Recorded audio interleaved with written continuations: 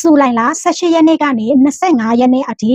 တနင်္ဂနွေသားသမီးများရဲ့တပတ်စာဟောစာတမ်းဖြစ်ပါတယ်။ဒီအပါတနင်္ဂနွေသားသမီးများကစီးပွားရေးနဲ့အလုပ်အကိုင်မှာတိုးတက်မှုလုပ်ငန်းခွင်မှာမိမိရဲ့စွမ်းဆောင်ရည်ကိုအတိအမှတ်ပြုခံရမယ်ကာလဖြစ်ပါတယ်ရှင်။ကိုယ်ပိုင်စီးပွားရေးသမားများအနေနဲ့လုပ်ငန်းချက်ထွင်ဖို့စိတ်ကူးရှိလို့ရှိရင်အကောင့်အထည်စတင်ဖို့အခွင့်အလမ်းကောင်းတွေကြုံရမယ်ကာလဖြစ်ပါတယ်ရှင်။တတိပြုရမှာကအစုစားရှယ်ယာလုပ်ငန်းတွေမှာတော့စာရွက်စာတမ်းတွေကိုတေချာစွာစစ်ဆေးပြီးမှလှုပ်ဆောင်ပါရှင်။စိတ်မြန်လက်မြန်ဆုံးဖြတ်ချက်ချတာတွေကိုရှောင်ကျဉ်ပါ။ငွေရေးကြေးရေးမှာခါကြတော့ဝင်ငွေပုံမှန်ရရှိတဲ့အပြင်ဘေးကအလုပ်ကနေငွေဝင်ရောက်လာတတ်ပါတယ်။ကံကောင်းခြင်းတွေဆက်တိုက်ကြုံရမယ်ကာလဖြစ်ပါတယ်ရှင်။ဒါပေမဲ့အဝတ်အစားအလှကုန်ပစ္စည်းနဲ့လူမှုရေးကိစ္စအတွက်အတုံးစရိတ်ပိုထွက်တတ်ပါတယ်။လိုအပ်တဲ့ပစ္စည်းတွေအပေါ်အတုံးမဖြုံးမိဖို့လိုအပ်ပါတယ်ရှင်။အချစ်ရေးနဲ့အိမ်ထောင်ရေးမှာခါကြတော့အိမ်ထောင်ရှိသူနဲ့ချစ်သူရှိတဲ့သူကတယောက်နဲ့တယောက်နားလည်မှုတွေရှိပြီးတော့ရှေ့ဆက်မဲ့အစီအစဉ်တွေကိုတိုင်တိုင်ပင်ပင်နဲ့လှုပ်ဆောင်နိုင်ပါလိမ့်မယ်။ခရီးတိုလေးတွေအတူသွားရတတ်ပါတယ်ရှင်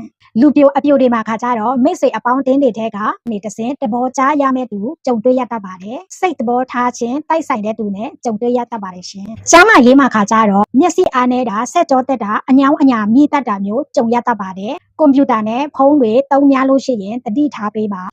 ကံကောင်းစေတဲ့အယောင်ခါကြတော့အနီရောင်အဝါရောင်တွေဖြစ်ပါတယ်အရေးကြီးကိစ္စတွေဆောင်ရွက်စရာရှိလို့ရှိရင်တောက်ကြသားသမီးတွေရဲ့အကူအညီကိုရယူတာအကျိုးပေးပါလိမ့်မယ်အရှိမြောက်သွားလာစရာရှိလို့ရှိရင်တတိထားပါရှင်